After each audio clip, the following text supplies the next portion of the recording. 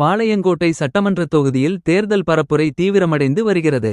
அண்ணா திராவிட முன்னேற்றக் கழகத்தின் வேட்பாளர் செய்யது சுல்தான் சம்சுதீன் மேலப்பாளையம் வாபர் பள்ளிவாசலில் தொழுகைக்கு பின் மக்களை நேரில் சந்தித்து வாக்கு சேகரித்தார். இரட்டை இலை சின்னத்திற்கு ஆதரவு அளிக்குமாறு கேட்டுக்கொண்டார். இந்த நிகழ்வில் கட்சி நிர்வாகிகள், உள்ளூர் பிரமுகர்கள் மற்றும் பலர் கலந்து கொண்டனர்.